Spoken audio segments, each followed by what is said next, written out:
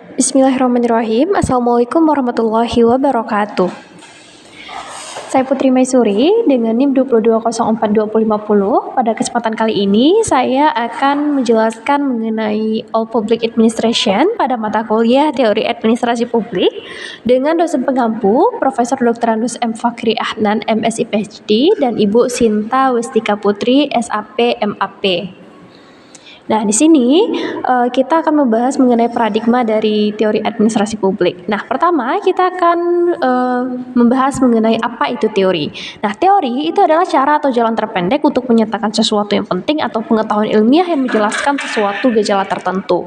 Sedangkan teori administrasi publik itu adalah serangkaian usaha untuk melakukan konseptualisasi mengenai apa yang dimaksud dengan administrasi publik, kemudian bagaimana cara memperbaiki hal-hal yang dikerjakan oleh administrasi publik, bagaimana menentukan apa yang harus dikerjakan oleh administrator publik, kemudian mengapa orang berperilaku tertentu dalam situasi administrasi, kemudian dengan cara apakah aparatur pemerintah disusun dan dikoordinasi untuk mencapai tujuan-tujuan yang telah ditentukan sebelumnya.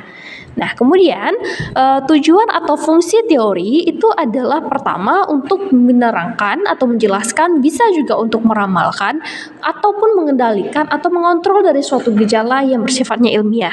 Sedangkan arti penting teori administrasi itu disebabkan oleh 5 hal. Pertama, teori administrasi itu menyatakan sesuatu yang bermakna yang dapat diterapkan pada situasi kehidupan nyata. Kemudian teori administrasi dapat menyajikan suatu perspektif atau cara pandang. Kemudian teori administrasi itu merancang lahirnya cara-cara baru dalam hal-hal yang berbeda.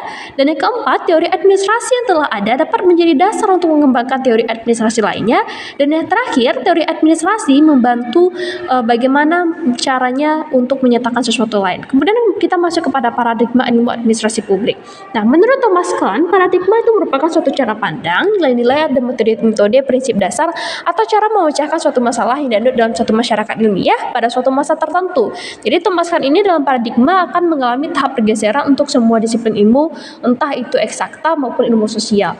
Nah, pergeseran paradigma juga terjadi pada ilmu administrasi publik. Ini dimulai dari Old Public Administration, kemudian New Public Administration, kemudian New Public Management, dan New Public Service. Di mana pergeseran paradigma dalam ilmu pengetahuan tentu memiliki dasar yang kuat karena ketidakpuasan dari paradigma yang sudah dijalankan sebelumnya. Maka muncullah paradigma baru yang menggantikan paradigma sebelumnya seperti yang ada pada paradigma dalam ilmu administrasi publik yang akan kita bahas pada saat sekarang ini. Nah, kemudian berbicara mengenai paradigma administrasi publik, ada perbandingan 3 perspektif dalam administrasi publik. Pertama, ada All Public Administration, kemudian ada New Public Management, dan ada New Public Service. Nah, ketiga hal tersebut memiliki beberapa perbedaan. Pertama, kalau kita lihat dari dasar epistemologisnya, All Public Administration ini dasar epistemologisnya adalah teori politik dengan konsep public interestnya adalah sesuatu yang terjemahkan secara politis dan tercantum dalam aturan. Nah, kemudian yang dilayani di sini adalah clients dan constitution. Kemudian peran pemerintah di sini adalah mendesain dan melaksanakan kebijakan yang terpusat pada tujuan tunggal dan ditentukan secara politik, dan rasionalitasnya itu bersifat sinoptis dan manusia administratif. Sedangkan pada New Public Management, dasar epistemologisnya di sini adalah teori ekonomi dengan kepentingan publik itu diwakili oleh agregasi kepentingan individu. Yang dilayani di sini adalah pelanggan atau customers, dan dia itu para pemerintah di sini lebih bertindak sebagai katalis untuk mengembangkan kekuatan pasar. Nah, di sini pengambilan keputusannya adalah self interest. Kemudian pada New Public Service, dasar epistemologisnya adalah teori demokrasi dengan beragam pendekatan, di mana sebelumnya digunakan teori politik dan teori ekonomi. Kemudian pada NPS ini digunakan teori demokrasi dengan kepentingan publik merupakan hasil dialog dari nilai-nilai, dengan yang dilayani di sini adalah citizens atau warga negara, dan peran pemerintah di sini adalah untuk melakukan pelayanan atau melayani atau melakukan negosiasi dan menjadi perantara beragam kepentingan masyarakat dalam membentuk nilai bersama. Di sini ada uji rasionalitas berganda, yaitu ada politis di sini dalamnya, ada ekonomis dan juga organisasional. Tentunya New Public Service ini lebih menyempurnakan 3 hal yang sebelumnya, yaitu bahwa all public administration ini terjadi dikotomi politik, kemudian new public management hanya memperhatikan ke customer saja, sedangkan pada new public service itu lebih memperhatikan kepentingan dari masyarakat dengan dialog-dialog. Nah, kemudian jika berbicara mengenai paradigma all public administration, ada 5 paradigma sini. Paradigma pertama itu adalah dikotomi politik dan administrasi tahun 1900 sampai 1926. Yang kedua pada 1927 sampai 1937 itu paradigma prinsip-prinsip administrasi. Paradigma yang ketiga ada terjadi pada tahun 1950 sampai 1970 dengan paradigma administrasi negara sebagai ilmu politik. Kemudian yang keempat paradigma administrasi publik sebagai ilmu administrasi. Kemudian yang terakhir itu adalah tahun 1970 sampai sekarang digunakan adalah paradigma administrasi publik sebagai ilmu administrasi publik, walaupun pada dasarnya belum kita lihat sepenuhnya bisa dijalankan seperti paradigma administrasi publik sebagai ilmu administrasi publik itu sendiri. Tapi tentunya 5 paradigma ini sudah menunjukkan bahwa adanya pergeseran-pergeseran paradigma yang disebabkan oleh beberapa hal tertentu.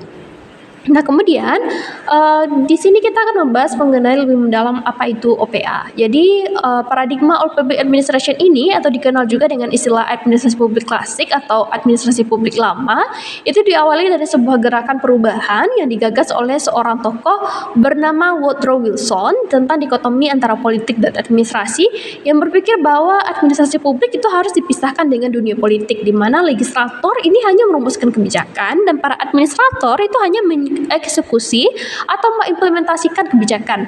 Nah, fokus ilmu administrasi publik itu di sini pada OPA ini terbatas pada masalah-masalah organisasi, kepegawaian, dan penyusunan anggaran dalam birokrasi dalam pemerintahan. Nah, politik dan kebijaksanaan merupakan substansi dari ilmu politik, di mana lokus daripada paradigma ini adalah mempermasalahkan di mana seharusnya administrasi publik berada, dan pada masa ini dibedakan dengan jelas antara administrasi dan politik negara. Itu tadi yang kita sebut dengan dikotomi politik dan administrasi. Nah, fase ini ditandai dengan adanya buku yang ditulis oleh ahlinya. Nah, kemudian dari paradigma OPA ini untuk membangun atau untuk melakukan reformasi birokrasi itu dia menyampaikan beberapa hal. Pertama, administrasi publik itu harus dipisahkan dari dunia politik katanya. Kemudian tidak memberi peluang pada administrator untuk mempraktekkan sistem nepotisme dan spoil. Kemudian para legislator hanya merumuskan kebijakan nasional dan administrator hanya mengeksekusinya. Kemudian para administrator itu mengutamakan nilai efisiensi dan ekonomis dan berdasarkan kecocokan dan kecakapannya. Jadi di sini lebih diutamakan bagaimana administrator itu hanya sebagai administrasi. Nah, kemudian hasil nyatanya di sini dari OPA adalah pertama dihasilkan aturan yang jelas dan tegas dalam melaksanakan tugas, kemudian perilaku produktif juga loyal kepada pimpinan dan organisasi, kemudian perilaku yang impersonal dan saklek, kemudian hubungan kekeluargaan dan kelompok sosial itu tidak mendapat tempat di all public administration ini. Nah, kemudian all public administration ini kemudian menghadapi masalah dengan adanya pendapat yang keliru. Pertama, kita lihat bahwa adanya pendapat Weber yang meyakini bahwa sosok organisasi birokrasi itu sangat ideal katanya, padahal dalam perkembangannya bisa berubah menjadi sangat kaku, kemudian bertele-tele dan penuh dengan red tape.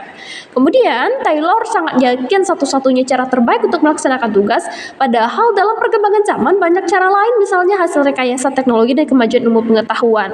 Kemudian Wilson lebih cenderung melihat administrasi publik sebagai kegiatan yang tidak bersifat politis, padahal dalam kenyataannya sangat bersifat politis.